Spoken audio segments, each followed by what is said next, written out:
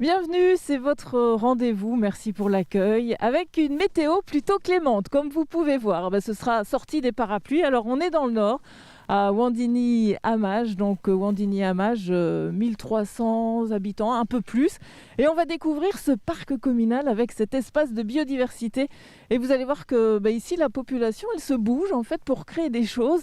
Voici Claire Bernisson. Bonjour Claire, vous êtes habitante de Wandigny-Hamage et vous allez nous parler de ce qu'il y a juste à côté de vous. Ce sont ce qu'on appelle les jardins partagés, c'est bien ça? C'est exactement ça.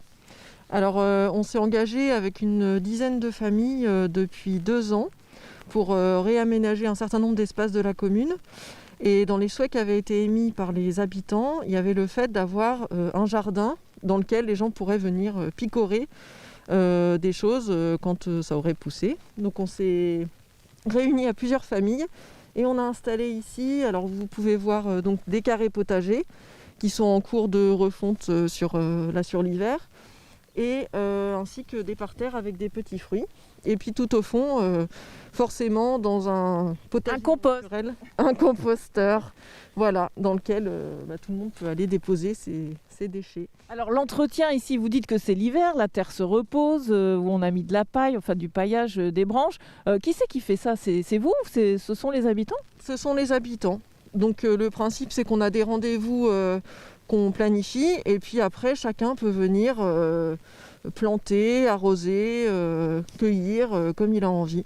Alors j'imagine, vous avez un jardin, d'autres ont un jardin et pourtant c'est important de partager justement ces différentes cultures. Alors ça s'engage vraiment dans une action globale sur le village. Donc on a une action autour des territoires engagés pour la nature et la biodiversité. Notre objectif c'est d'avoir le plus de jardins et d'espaces possibles de la commune qui sont engagés pour la biodiversité. Donc ça veut dire aussi bien des espaces privés que publics.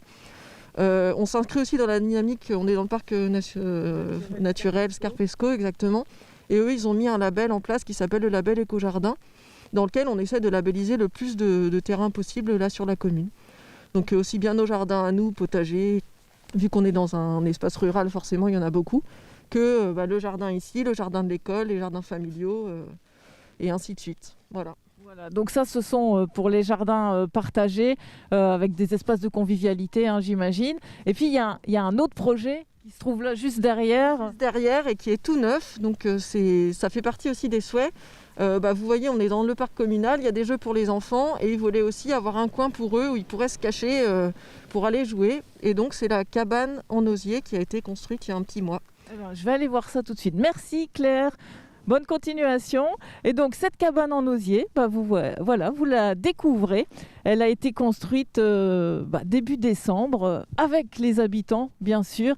Et on rejoint Anne-Lise Bailleul qui fait partie de cette association Village Biodiv Santé. Bonjour Anne-Lise. Un beau projet là qui a pris forme. Bonjour Anouk, oui effectivement. C'est un projet qui vient en fait des enfants qui avaient exprimé l'idée d'avoir un espace bien à eux dans le parc, puisqu'on s'était rencontré avec des habitants en 2019 pour essayer de poursuivre les aménagements du parc en partant des idées, des initiatives des habitants. Et l'idée des enfants était d'avoir un espace à eux. Et donc de ce fait, on a organisé un petit atelier de construction d'une cabane en osier vivant. Et on s'est fait accompagner par Karine Audrechy, qui est une paysagiste conceptrice de l'Amsam Paysage, qui nous a accompagnés dans la réalisation de cette cabane.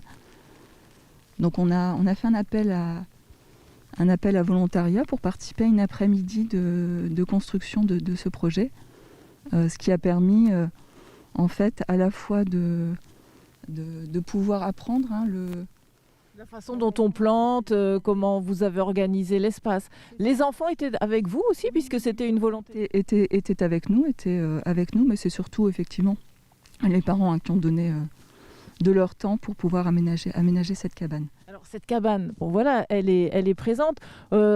Ici, c'est le début, donc on attend avec impatience que les petites feuilles sortent et que d'un seul coup, ça fasse un peu la cabane, l'endroit magique pour les enfants. C'est ça, en fait, c'est de l'osier qui a été coupé fraîchement et qui a été planté.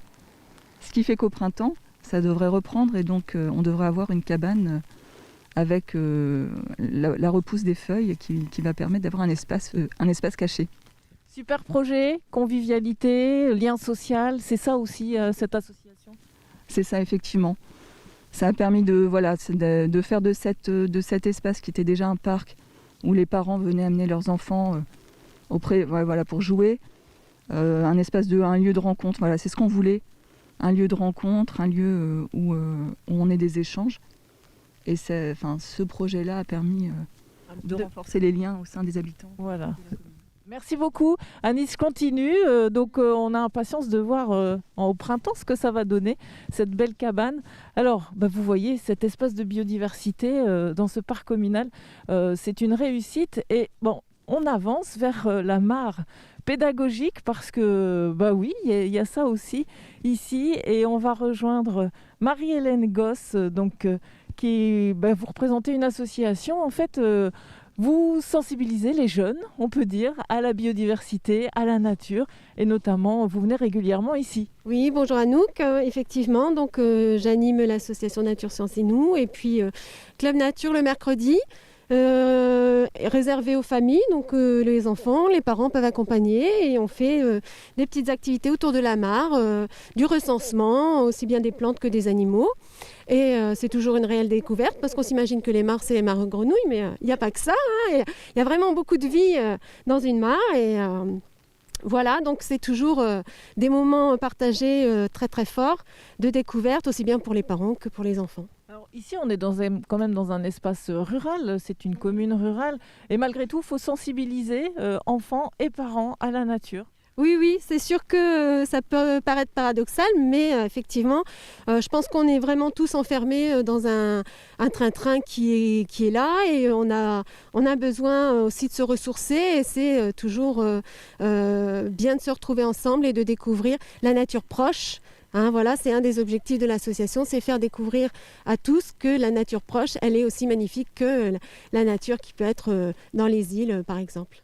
Alors ici, dans cette mare, il y a un habitant dont vous êtes très fier.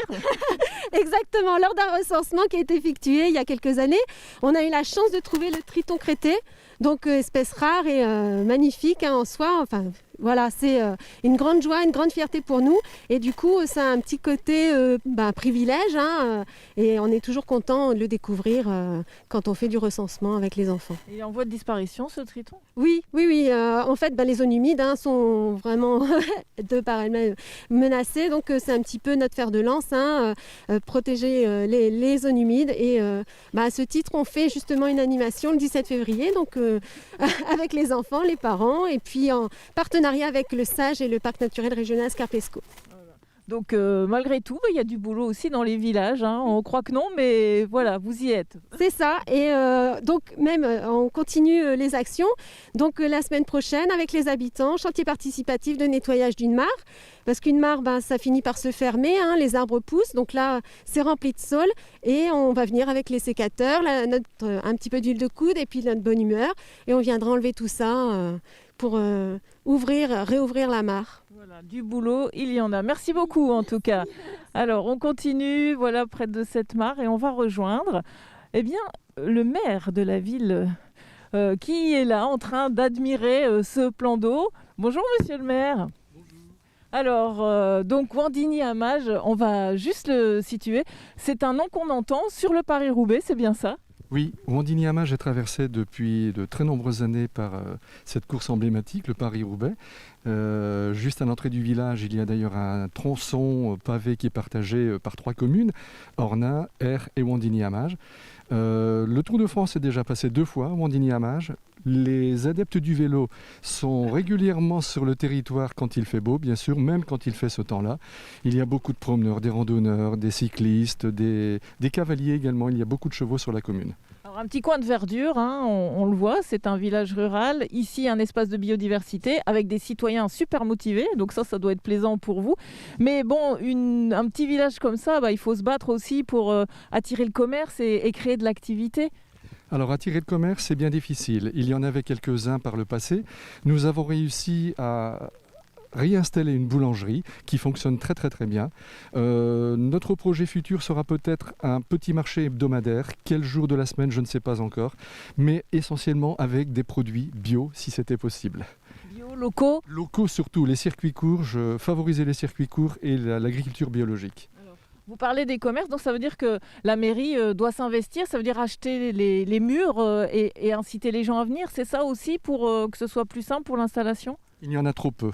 La boulangerie a été installée dans l'ancien dispensaire, une partie du presbytère qui nous appartient. Nous avons jeté tout le matériel, donc c'est en location pour l'instant.